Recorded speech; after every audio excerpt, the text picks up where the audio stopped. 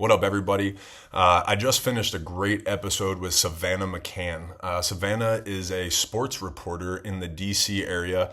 Her story was fascinating. I actually had no idea about it. I went in blind. I obviously knew her background. She had worked for NBC. She had written for Baseball America, MLB.com. So I knew there was some baseball background there, and I made my own assumptions and judgments and kind of thought that she was probably a baseball nerd from the jump. But I found out that baseball found her, and she started working for the Washington Nationals in 2019, which if you're a baseball fan, you know they won the World Series that year. So she learned baseball that year and learned to fall in love with it. And we had a really, really high level conversation about baseball analytics, a bunch of nerd stuff. So if you like baseball, if you like the stats, if you like learning about ball and hearing some cool stories, this is the episode for you. She wrote an article about Dylan Cruz being optioned last week and how that might be a result of a system failure where there's a gap between SEC baseball and MLB or MLB.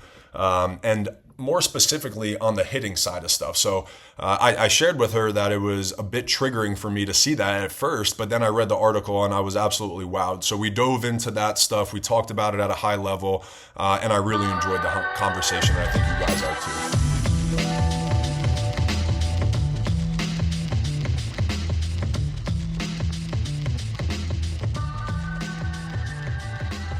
Why don't you give our listeners a 1-2 minute recap of who you are, what you do, where you're at in life, and everything? Awesome. So my name is Savannah McCann. I've been a baseball reporter since the 2019 season. That's when baseball found me. I was a general sports reporter in DC and hadn't really found my niche yet. I thought it might be football. Turns out that season, a lot of people wanted to cover football. So they said, well, why don't you cover the Washington Nationals? We need someone on the backup as the beat. Just see how it goes for a season. Okay, we'll see how it goes. 2019 ends up being the greatest season in Nationals history. They go on to win the World Series, and it was kismet because I realized how much I love baseball. Oh my And kind of the opposite of most people. Most people grow up loving baseball, and it found me. And ever since then, I've tried to become the biggest nerd that I possibly could. So I spent every moment after of researching and digging and then went on to work for, and I think they would be okay if I called them this, but the nerdiest company ever in Baseball America, where we That's cover baseball prospects. We cover from high school all the way up. And it got really granular, but it taught me more about baseball prospects and why people love this game so much. And it taught me to have a better appreciation for it. And since then, I've been on 106.7 The Fan in Washington, D.C. I've served as the sideline reporter and pre and post game host for the Washington Nationals. And now you can still hear me on the radio, but I've started a Substack to get back into writing and digging in on stories that I think are special. wow. I mean, that recap is pretty badass too. And I literally, and that's why like my show is so cool. Like for me, again, I'm selfish here. Like I think I just, in my head, I think I stereotyped. I'm like, okay, female side, baseball. I see the baseballs in the background. I'm like, okay, she had to have loved baseball from day one. I'm like, tell me the story. I'm like, did you grow up loving it? That's so cool. So it found you. That's really cool. It did, and I was one of the people I was very resistant to baseball. It's slow, it's boring, there's so much statistics behind it. Yep. And now those are the exact reasons that I love this sport. Yep. I've become the nerd that I used to go, oh my gosh, what are they thinking? Like it found me and I've loved it every moment since. And now I find myself, geeking out on prospects and data and seeing, what new stat can someone come up with and like, oh, this is why that matters. And now I'm trying to spread like the good word to everybody else. Like, have you heard of this baseball thing Did before? you know that is so awesome because I feel like my journey, it's so funny that you say that is because obviously I grew up playing baseball. I loved it. Then, I was subjected a bit to the business side of the game, and it made me a little salty. And then I had my own internal journey, and that's why even your Instagram or your Twitter pinned post that leads to your Substack, you're like, not every call up's permanent. I was like, oh, I resonate with that. Like, I'm like, I love that. But that's kind of, I fell out of love with baseball for a really long time, I think because of that, right? And then when I was, done with baseball on the field, I had some resistance to it in my after baseball life. And then 7 or 8 years later, I've circled back to it in a way and I've found a new love for it. And it's honestly through data and analytics. And I always knew I was kind of nerdy and a little like different that way, but the way that baseball offers statistics and information and analytics is really, really cool now. So to your point, I'm like, I resonate with that a lot. That's cool. Oh yeah, it's my favorite, obviously my favorite sport, but I love that you can have somebody who's super data and analytical and wants to dive in as much as they can, or somebody that wants to go eat a hot dog and sit in the sun for a couple hours, and both are acceptable. I Yes, love exactly. And we love them all. Yeah, exactly. And they all have their place in the game. Yeah, so that's so awesome. So what sport did you grow up playing? Did you play anything? Were you a lover of sports growing up? What was it? lover watching sports. Okay, very My cool. dad has myself and my younger sister, so there are no boys in the family. So if it was on TV, we were watching it. My dad was Gotcha. a huge like college football fan. We watched a lot of NFL. So growing up, that's just what I knew. And then I grew up in Pittsburgh, so at the time, the Penguins were really good too. So we're watching hockey, and I Wow. loved talking in general, and I like to talk about sports. When I realized I could make a career of it, that's exactly what I wanted to do. I was never athletic growing up. That wasn't for me, but I knew how to talk and I knew that I knew how to watch sports. So I found the career that let me do both. That's really cool. Did you study journalism in college and everything? Like you knew it was going to be your thing? Yeah, I came to American University in Washington, D.C., Yep. which is much more a political school than it is a sports school. But I wanted to be in a major city that had access to all the major sports. And D.C. is so connected of not only do you have all the major sports, but there's a soccer team here, both men's and women's. You have the G League is right in this neighborhood as well. You have women's professional basketball. So I knew that there were going to be opportunities in here, and I wanted to be able to soak that up while I was in college, which is how I got started with NBC Sports Washington, which led me to baseball. So it That's all worked so, out. yeah, that's so awesome. And you talk about timing. I mean, to your point, yeah, like it definitely found you and like you found it was a calling for sure. Oh my gosh, yes. That 2019 season, I mean, everyone in DC knows it so well. They started 19 and 31, and everyone is, oh, welcome to the beat. Doesn't it suck? The season's going to be a long one. And, Yep. things that people say all the time of, oh, baseball's a drag, or wait till this is a August game that doesn't mean anything. And then the games really started to mean something. And Yeah. I'm learning on the job, and I'm learning from some of the smartest people in the sport. So it was so cool to soak that in. And because I came in as somebody that was like, hey, this isn't my sport. I'm going to be gone in a season. I'll see you guys later. I was very willing to admit, hey, I have no idea what we're talking about here. And that definitely comes from a place of like a privilege of I get to cover this sport that people would be dying to get on. But I knew what I was talking about enough. But hey, why did you ask that question that way? Hey, how did you get this sort of information from this player? And I got to learn on the job. And then when I fell in love with it, it was okay, cool. Now I've got a season under my belt. I've got a World Series championship that I got to witness, and let's go. Season two, I had no idea that they started with 19. What did you, 19 and what? 36, 31. 31? Holy shit, that's crazy. Yeah. Yeah, they had me on watch of, okay, they're going to fire Davey Martinez. So be ready when that story breaks, have it pre-written. I'm like, okay, let's see what that happens. First season on the beat, I'm going to follow that. And then that story has never seen the light of day. It saw it a few years later, but much Yeah. differently. Wow, that's wild. And so you really thought you were going to be 1 year. Did you travel with the team then? Or was it only home No, court? so I was doing home games. Okay. And Wow. then when they made it to the postseason, I was on all of the watch parties here in DC, reporting on it that way. So our main beat writer was still traveling to all the games that way. And then I got to do more of the secondary stories, which was really cool, and talking to fans of how much this meant to them and people that have grown up loving baseball and witnessing this for the first time. So it was really special. That's pretty cool because, like, from a storytelling perspective, you learned about a new city, you learned about a team, you learned about history. That's so cool. Yeah. It Wow. was How awesome. many how many fans were there any fans that were Expos fans? Was that like a wrinkle in their championship experience at all? It really wasn't. DC is such a transient city that you had some Expos fans and people that came over, but most of these fans either started becoming a fan when they moved to the city, or when the team moved to the city, or when they moved to the city as young adults, or for work, or, oh yeah, I'll come catch a Nats game, as a office happy hour, and then you end up getting in on it. So it was really cool too, because I felt like there were so many people. These interviews never, made it to TV, but hey, how long have you been a Nats fan? They're like, since yesterday. I'm like, oh, I saw the highlights last night and I fell in love. Yeah. And I got off they're of like, work that's today, so okay. and I'm drinking during the day. I was like, that's okay. I've been one for 8 months, so we're Yeah. good to go. I love that. That's so cool. And that was a cool team too because that was like the expansion team that rewrote the roster and built it, and obviously Harper wasn't there, and that was like obviously a Oh weird yeah. thing, but it was cool to see Strasburg be such an integral piece in that, and being that draft piece back in the day. So, yeah. It was awesome. And it really showed, we'll get into the drafting of it all and what that means, but how somebody can be a Ryan Zimmerman, who's the team's first ever draft pick, now gets to be a World Series champion. Steven Strasburg, like you got to see these moments come full circle. And I think for fans that had followed from that point, it was so special for them. And especially if Ryan Zimmerman got to, take a victory lap. Yeah, I can't imagine. That's so awesome. I mean, and again, talk about being bought into baseball or at least like getting you like hooked on it and everything. That's so cool.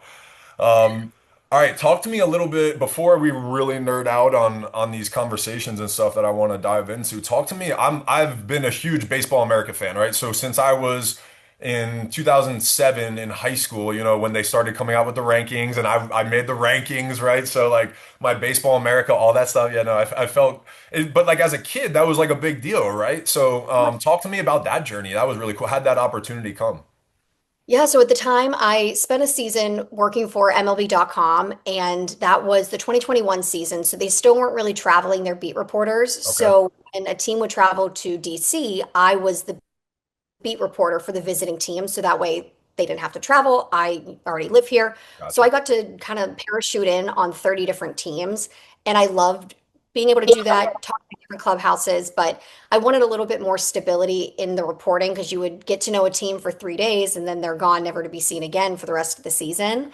Yeah. So I looked for different opportunities in baseball that would allow me to get a little more in depth. And that's at that point, I was already a full-blown nerd. So I thought. So then I knew about Baseball America. I knew about the rankings and, hey, do you guys have any opportunities available? And they said, we do. It's a hybrid position of reporter and social media. Are you interested? Wow. Heck yeah, Yeah. interested. They're like, okay, great. So you'll do the Washington Nationals farm system for our prospect handbook that we write every year. So you'll be the subject matter expert on that. I'm like, Oh my God. works for me. So I Yeah. joined Baseball America, and that's when I learned. I said, oh, I thought I knew baseball. Yeah. No. There's a lot of layers to it. There's a lot of layers to our game, but that's pretty cool because it was almost like you were vertically integrated in the whole like Nats organization and the storytelling of it. Oh my gosh. And it became another moment where I was like, okay, so I see this guy in high school. I see the Nationals draft him. And then years later, when I became the Nats sideline reporter and pre and post game host, I was able to talk to some of them during their debuts and like, hey, I don't think you remember this, but I ranked you the number 13th prospect in the Nats farm system. I had nice words to say about you. You can do the interview with me. Yeah. Hey, I wrote really nice stuff. But Yeah, it's exactly. funny, like you said, where people they do take that to heart. They remember those rankings, especially the people that say really nice stuff about them. Yes, I do. I'm being serious. I still have I have good relationships with a couple Baseball America guys, but even the guys that were the writers of like Kendall Rogers, right? Like I can't remember he wasn't always D1, but he was a big writer for somebody when I was in college, and now him and I have good relationship. So it goes a long way. And obviously you have a job to do, and sometimes you have to write what you have to write, but obviously you can always have some grace with it too, and you can have the human element in your writing. Exactly. And I know Dalen Lyle was a big prospect that I had been really high on, and I got to talk to him and I said, hey, I want to share something with you, off the record, but I talked to a scout when I was doing the Baseball America farm system reporting, and he said that if I had a team full of Dalen Lyles, we'd win every game. Wow. Every moment since Dalen Lott, hey Savannah, how are you doing? Like the Wow. this, Yeah. and he's like, you have no idea what that compliment. He's like, it wasn't even you giving it to me, you were just passing along information, but that meant so much to me. And it was Yeah. so cool. That is cool. And you Yeah. talk about like when you first got in the industry and you were first working in baseball, you were asking people, you were like, how did you get that information from that player? Or how did you get that answer? Right. And it's little things like that when you're empathetic and you have human, emotional connections with people like that go a long way where they trust you and they want to give you information then. Oh yeah. And then I've also, this is, there's a good and bad of starting in the major leagues. And I've made my fair share of errors of the way I ask a question to somebody. And poor Patrick Corbin got my first, I was like, okay, I'm going to ask a question and it's not going to be very nice, but I'm going to ask it. And Yeah. it was not, It it didn't didn't go come out well. the way I wanted it to. It didn't land. And It Mm. was a tense moment for a minute. We talked it out afterwards, and I said, I'm going to learn from this. I'm never going to ask a question like that again. It So was you just, I went up don't to know. him after? You went up to him after and talked to him like off the record and stuff too, or Yeah, days later, I wow, was, yeah. But because I good for you. talked Yeah. to, yeah, I talked to one of the other guys on the beat, and I said, I think I may have upset him with that question. He's like, Yeah. yeah, you might have. He's like, Yeah, they are maybe. people. Yeah. Wow. Wow. I mean, and the question was just at the time Patrick Corbin was struggling here at the Nationals, and I said, Yeah. you've given up, and it was a analytical question. You've given up X number of first pitch home runs. You lead the league in that. Why is that? You just said, why is that? Yeah, and he's like, if I knew, I wouldn't do it, would I? I might solve it if I had that, knowledge. Yeah. That's so Yeah. great. But again, you weren't wrong for asking that question. Years later, you just know how to ask it in a different way. So it's softer. Yeah, it lands softer. That's all. Yeah. Make it feel like I'm asking him to give me his idea to tell me that, not so much, why is that? Exactly. That's so great. Oh my gosh. But those are the little things that you don't know until you know, right? And until you go through it. And sometimes in baseball too, there's things that are unwritten rules and like things that you shouldn't say, you can't say, and you don't talk about this, right? So I can imagine there was probably some learning curves through that journey. Yeah. Oh gosh, yes. Yeah.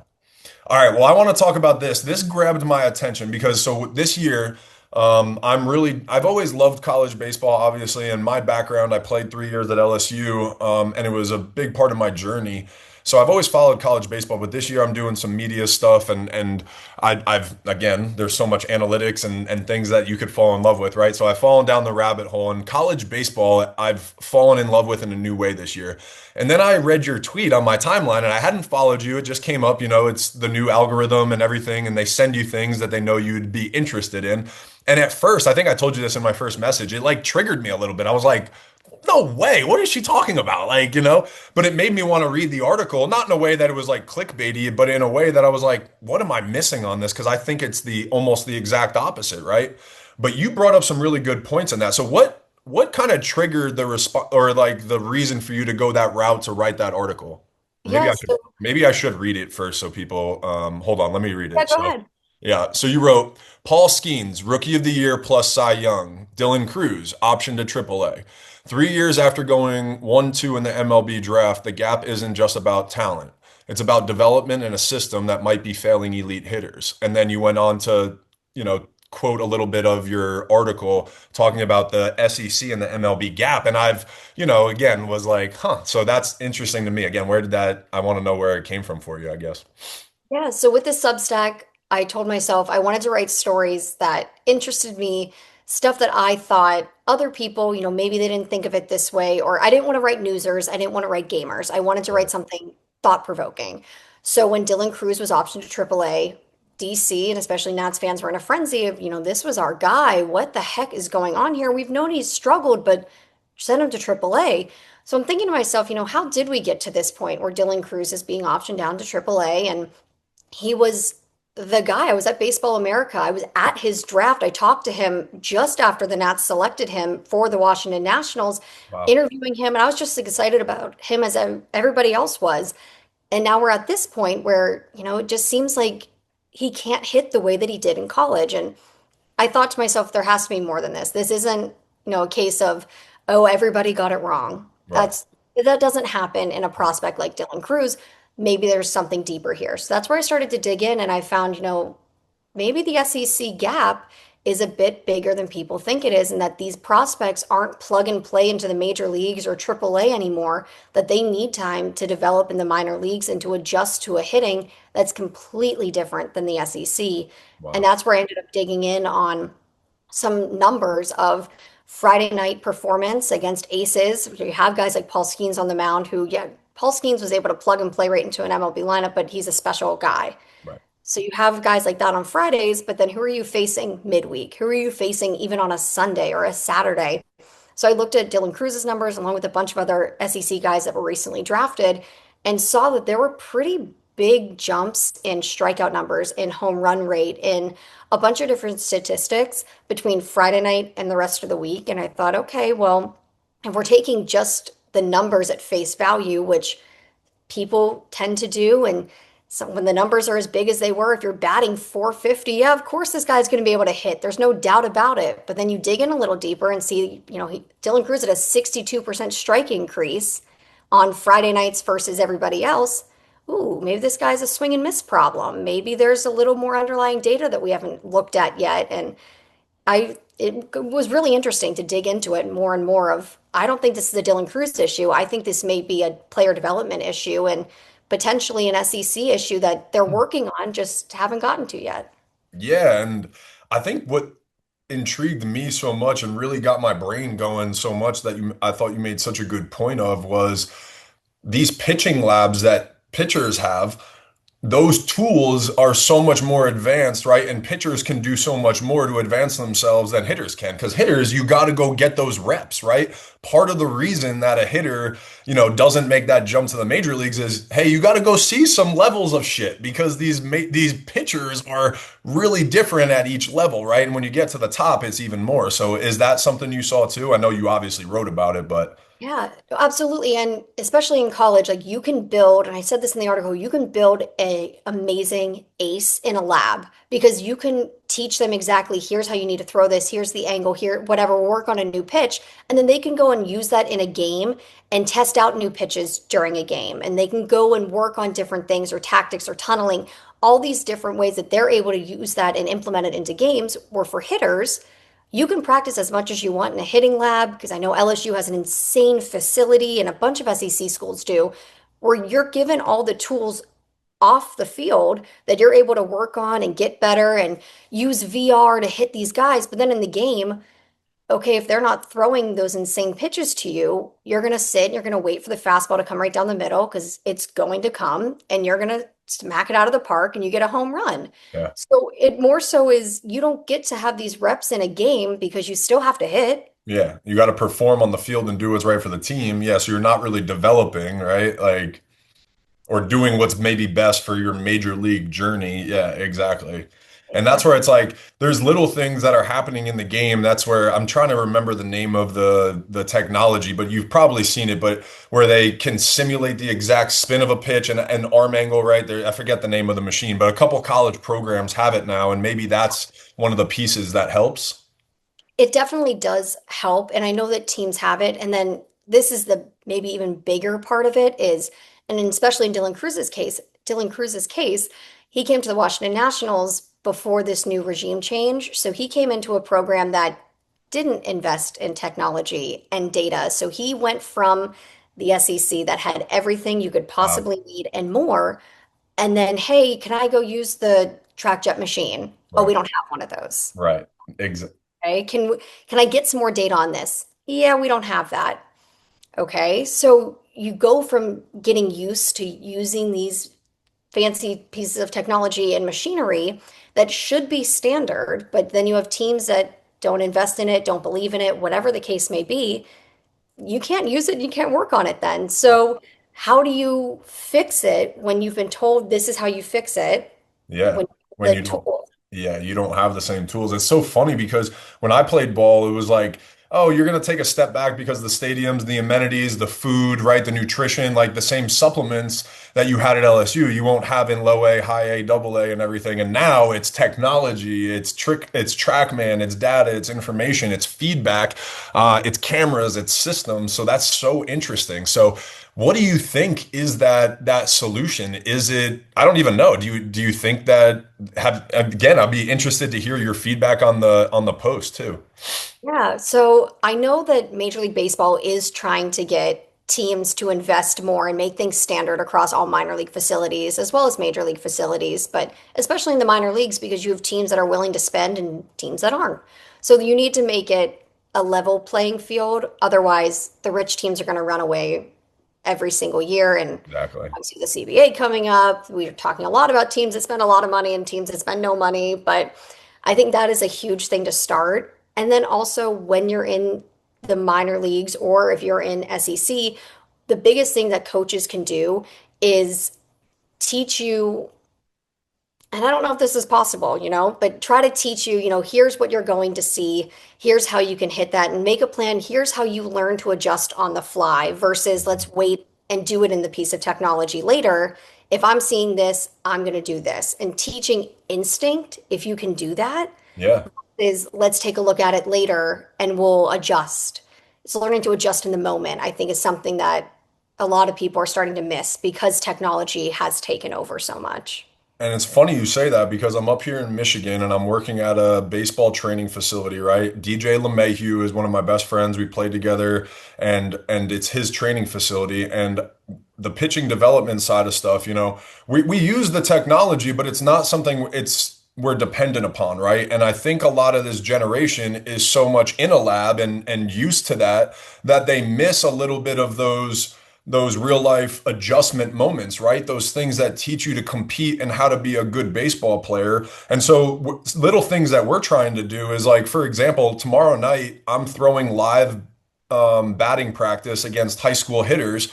And the idea, DJ, we're unsure if he's going to be in town or not, but like having former pros be there in the dugout and say, hey, dude, why did you swing at that pitch? What were you thinking? And then after the inning, I come over and say, hey, this is what I was thinking of why I set you up with this pitch. I went with this pitch because I went high, right, blah, blah, blah, blah, blah. But I think that gives them that real life feedback in the moment, you know? It absolutely does. And I think like people become so dependent on technology or that we'll fix it later because you do have those other opportunities of, one game doesn't mean everything. One at bat doesn't mean everything.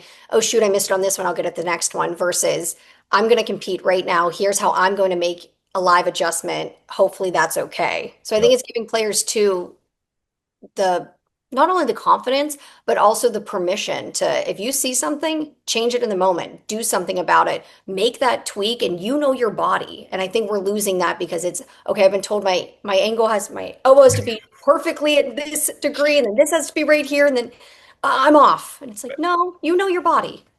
And it's okay to, and I think sometimes we forget we play a game of failure, right? So like, that's one of the things that I think that DJ and I are so passionate about is like the mindset for these players is, and I think that this generation is so different than when I played because the phones, they grew up comparing themselves immediately to every showcase kid. I went here this weekend and I did this and I were ranked here, right? So they're always worried about that stuff where when we were growing up, it wasn't so much about that. You had to go and compete and play games to get feedback, right? So yeah, I think that's that mindset side of things. And I mean, DJ, when him and I talked about this idea to do this development league thing, he loved the idea because I think the Marlins tried to do something like that. And it's like, why wouldn't teams hire former pro players to have them at the facility to teach these younger kids and just go get ABs and face live shit? You know what I'm saying? Like, it's so crazy. Yeah.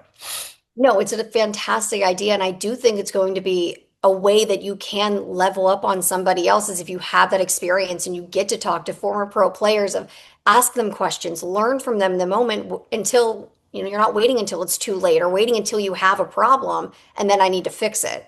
Yep. Exactly. No, I mean, I feel like some of this stuff, like, so let me ask you this too. One of the things that I think, and again, it's so funny because these kids have all this information. Sometimes I think that there's like information overload too. Is like one of the things is like maybe there's this fight or flight moment that they face of like, I don't know, can I do it without the data and everything, right? But it's like, hey, this game has been played for a long time without the data. You'll be fine too. Use the data as almost like a supplement, not like this foundation type thing, you know? So, Absolutely. I hate to become like that person, a few years ago, the old man yells at clouds, but like before I was like, oh, this data is amazing. And now starting to come down the curve. It's like, it's not everything actually. yeah. Maybe, there's a level to it. And I think it's taking baseball, we're going to hit its peak of everybody's using data. And then once everybody has the same amount of data and everyone has the same information available, it may not be as much as an advantage anymore. So now we have to find the next advantage. So we're on like Moneyball 2 revolution of baseball. And there will be a third, there'll be a fifth at some point. But I think data is kind of taken over right now. And we'll see when that ultimately, crashes. I think the convergence of the data and the player development is that phase that we're in, right? So you got to the point of the height of the data. Now the player development side is going to come in to sift through the data and say, this is what actually matters and how we apply it to being a better baseball player, right? And so that phase is kind of where we're at. And to your point, it's like it's a player development problem or system issue, right? More or less, figuring out which data matters, how to apply it, and then the mental side of that too, right? So I think all of that, like that combo is like this phase that we're into. I do want to ask you this. Where did you find all your information for this article? I can't find sometimes like advanced college stats, it's hard to find. It is. I'm a nerd. I'm willing to admit it. I hand wrote out, well, in Excel, every single at bat all of these guys took for the entirety of their junior seasons. That's incredible. Oh So my I have God. a spreadsheet that is insane when you look at it, but I have every single at bat, the result of the at bat, and what happened if I had advanced data on it using StatCast, or if I didn't, and then that really helped. And then I did get some TrackMan data as well from asking around some different sources of, hey, do Nice. you happen to have any information on X, Y, or Yeah. Z? I can show you my data that I have, and they're like, I'm good. I don't need to see all that. Yeah. Well, I'm going to let you go here in a few minutes, but what about, so when you did your research, did you find anybody? I know, like, obviously Nick Kurtz had like an anomaly of a year last year. Were there any, but I was trying to think of it other than him. I'm like, I can't, Nolan Shanuel made an okay jump, but it wasn't like significant, right? But who else kind of has had success in that jump? It's been really tough as of late. I've been trying to think of that same question myself of, who has been somebody that came from college or from the SEC and has been successful in making the jump. And people in my Twitter mentions made sure to tell me, oh, well, you missed this guy. He's incredible. And it's like, okay, well, he's still striking out 28% of the time. So I Right, don't know how right. incredible that is, Yeah. but whatever. And I think it's still TBD. I'm trying to find somebody who is the anomaly to this case. Like you said, Nick Kurtz was incredible, and I'm excited about JJ Weatherholt is a guy that I really That's a good one. like Yeah. out of West Virginia. Yep. So I'm excited to see what he does. But the more I'm watching and the more I'm reading and the more I'm digging in, the more I'm like, maybe this theory, even though it's a small sample size, maybe it's not as crazy as I once thought it was. Well, I don't think it's crazy because, and it's funny because I told you I was kind of triggered by the article, but then as I think about it, I drafted Justin LeBron in my fantasy league, but like his strikeout rate has scared the shit out of me a little bit this year. Or he's done a little better this year, but his swing and miss rate has scared me a little bit. I'm like, if he's swinging and missing now, like what's gonna happen when he starts facing these real big boys, you know? So yeah, Exactly. yeah, It's very interesting, and I'm excited to see who does become the standout because someone is always going to be, amazing and work through this, and they were just as good in college, and it's going to translate, but I don't think it's translating as much as we thought. My new working theory is I'm interested to see the guys that got drafted and are still in the minor leagues. Like one of the guys that I was looking at was Jacob Gonzalez out of Ole Miss. okay, yep, His numbers weren't, he was one of the biggest, jumps in college, and now he's still in the minor leagues, but he's starting to put it together. So I think letting him have more time to develop, I'm interested to see if that helps him when he eventually makes his major league debut. He had a few years in the minors, and now he is the guy from Ole Miss, and oh, he has that SEC swagger, and he's the guy. And it's like, well, it took a few years to get there, but yeah. it got there. And but to your point, I think for some reason again there's a little gap in the hitters and the pitchers development. You see it, and when I watch and to your point too, I watch the Friday night starters in the SEC, and then you watch Saturday and Sunday games, and the talent falls off significantly. And it's not necessarily the stuff, right? Like there's still guys throwing 98, but they don't have that tunneling or that complement pitch that Dylan Cruz is going to see in the major league level. That's every single time, and there's four of them, right? So that's the difference, and that's yeah. It's like when they know you can't hit breaking pitches, guess what they're going to do in the major leagues? They're only going to throw you breaking pitches Sure. because they Because can. they can throw it in the same spot at any time and any place and any count. And that's the difference. And to your point that you just know at some point in college they can't do that. Yeah. Right. So you can wait and you're going to hit the homer and your numbers are going to look really, really good. Yeah, no, it's interesting. So again, it might be even an expectation dilemma a little bit, right? Of like, oh well, Paul did it, like Dylan should be able to do it too, right? And then you put these almost unfair expectations on the kid, and it's like, what if we just said, hey man, year and a half, you're gonna take your time and get up there, right? Like, or hey dude, we're gonna let you bat 200 for 3 years because maybe that's what it's gonna take, and if you're okay with that, we're gonna keep you up here. If not, go to the minor leagues for 3 years and iron out your kinks, whatever. It's the expectation that we put on players and that players put on themselves of, well, that guy did it, in 6 months, or that guy did it in a year. Why aren't I doing it that way? And it's like, because that's not best for you, and that's okay. Fans don't need to start asking when are we going to see Dylan Cruz when he was drafted yesterday. That's Exactly. crazy. It's not And going to almost work. have the expect that I think what's crazy is the expectations. If they said, "Hey, dude, Dylan, you're gonna be our 8 and 9 hole hitter and if you bat above 240, we're gonna be really excited." Like, just try to get on base and steal bases and like learn MLB hitting. And when you're ready to start driving balls, then you know what I'm saying? Like, whatever. Again, it might be an expectation dilemma almost, you know? It's a huge expectation dilemma, and I think like teams are starting to set these players up for failure too because you put them, okay, we're going to let you back clean up, my guy, like get up there, and then hey, we're actually going to move you down to the 9 spot. Yeah. That can't feel good. No, I have to exactly. imagine that's a hard conversation. So let him start there and work his way up. Maybe that feels a bit better to show him he's improving versus, as you said, the expectation of you're going to come up and you're going to be the guy, just like you were at LSU, right? Right? Exactly. And be like, yeah, like LSU is the major leagues. And again, that's like the expectations is just that's not reality. Yeah. It's not. No. Well, Savannah, this was an unbelievable conversation, and something tells me we're probably going to have more of them down the road. So I'm going to let you go now, but thank you again so much. This was awesome. Keep doing some incredible work.